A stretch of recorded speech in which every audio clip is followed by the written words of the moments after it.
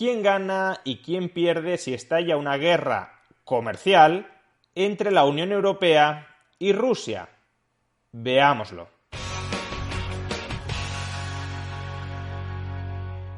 Tensiones políticas entre los países que conforman la OTAN y Rusia a cuenta de Ucrania. Tensiones políticas que están creciendo tanto que podrían llegar incluso a consumarse en forma de guerra. Tensiones políticas que, aunque no degeneren en una guerra, sí pueden terminar provocando una guerra por otros medios no convencionales, es decir, una guerra comercial. En una guerra comercial los contendientes interrumpen el comercio entre ellos, se sancionan recíprocamente absteniéndose de vender y de comprar los productos del otro bloque. Y la cuestión, entonces, pasa a ser qué bloque, qué países serían los más perjudicados en caso de que hubiese una guerra comercial entre los miembros de la OTAN, especialmente los miembros europeos de la OTAN, y Rusia. Es habitual pensar que el país que más tiene que perder en una guerra comercial es el que exporta más al resto de países que lo sancionan. Si mi economía depende mucho de que te pueda vender a ti y no me dejas que te venda a ti, pues entonces voy a salir muy perjudicado. Y desde luego que se impida a un país exportar a sus mercados tradicionales le provoca un quebranto muy grande. Ahora bien, este análisis peca de simplista. ¿Por qué razón?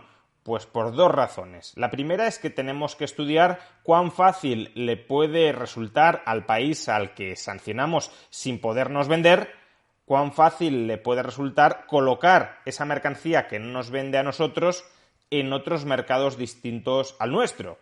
Si nosotros le impedimos que nos venda, pero hay mucha otra gente dispuesta a comprarle, pues entonces el quebranto que sufriría no es tan grande. Perdería quizá a sus mejores clientes, pero tampoco se comería todo su stock de mercancías sin vender. Simplemente se lo vendería, quizá a un precio más barato, a otros posibles compradores que no lo han sancionado en esta guerra comercial. Y por otro lado, no solo hay que analizar el daño que va a sufrir aquel país al que le impedimos exportarnos algo, también hay que analizar el daño que vamos a sufrir nosotros por no poder comprarle a ese país lo que nos exportaba. Las exportaciones de un país extranjero son nuestras importaciones y si importamos algo de un país extranjero es porque algún tipo de ventaja obtenemos de esa importación. Quizá porque produce algo que valoramos más barato de lo que somos capaces de producirlo nosotros. Ahora bien, si nosotros somos capaces de producirlo, quizá en términos más ineficientes, pero aún así somos capaces de producirlo, es decir, si hay una cierta posibilidad de reemplazar nuestras importaciones, te dejamos de comprar a ti, pero empezamos a comprarle a proveedores internos que producen más o menos lo mismo que tú, quizá con menos calidad, con mayor precio, pero en todo caso tenemos un suministro interno garantizado, pues entonces los países que le imponen sanciones a otro impidiéndole que ese país nos exporte, es decir, que nosotros importemos de ese país, pues entonces no serían unas pérdidas demasiado grandes para quienes imponen las sanciones. En cambio, si los países que dejan de importar de un tercero sancionado no son capaces de reemplazar lo que ese tercer país sancionado nos estaba vendiendo y lo que nos está vendiendo es algo muy importante, es algo fundamental para que nuestra economía pueda funcionar, pues entonces las sanciones pueden terminar haciéndonos más daño a nosotros que al país sancionado, sin que ello signifique, claro, que el país sancionado no va a sufrir, pero puede terminar sufriendo más el país que impone sanciones que el país que está siendo sancionado. Pues bien, hechas estas aclaraciones preliminares, vamos a analizar el flujo comercial entre Rusia y los países de la Unión Europea. Para hacerlo, nos vamos a apoyar en los gráficos del periodista Javier Jorrín en un artículo que acaba de publicar en El Confidencial y que resumen de manera muy adecuada la información que estamos buscando. En primer lugar, ¿quién exporta más a quién? ¿Exporta más Rusia a la Unión Europea o la Unión Europea a Rusia? Pues quien exporta más es Rusia a la Unión Europea. En los últimos 12 meses, las exportaciones de Rusia a la Unión Europea han superado los 150.000 millones de euros. Y si nos fijamos, es una cifra bastante parecida a las exportaciones de años anteriores, con excepción del año 2020, que fue un año verdaderamente excepcional por la pandemia. En cambio, las exportaciones de la Unión Europea a Rusia no llegan ni siquiera a los 90.000 millones de euros. Dicho de otra manera, la exposición comercial que tiene Rusia en la Unión Europea es mucho mayor a la que tiene la Unión Europea que Rusia. Si se establecen sanciones, si se interrumpe radicalmente el comercio entre estos dos bloques, quien más dejará de vender al otro será Rusia a la Unión Europea. Ahora bien, ¿significa esto que el principal perjudicado de una guerra comercial entre Rusia y la Unión Europea sería Rusia?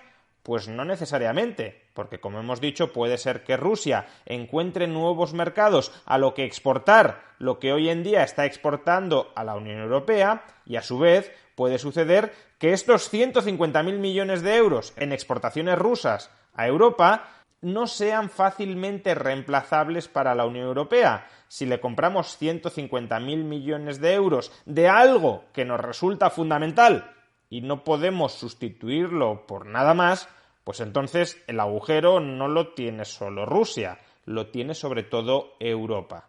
Analicemos, por tanto, cuál es la composición de las exportaciones rusas a la Unión Europea. Y como podemos observar en este gráfico, 2/3 de las exportaciones rusas a la Unión Europea son exportaciones de energía, gas y petróleo. Por tanto, estamos hablando de exportaciones que son fundamentales para el funcionamiento de la economía europea.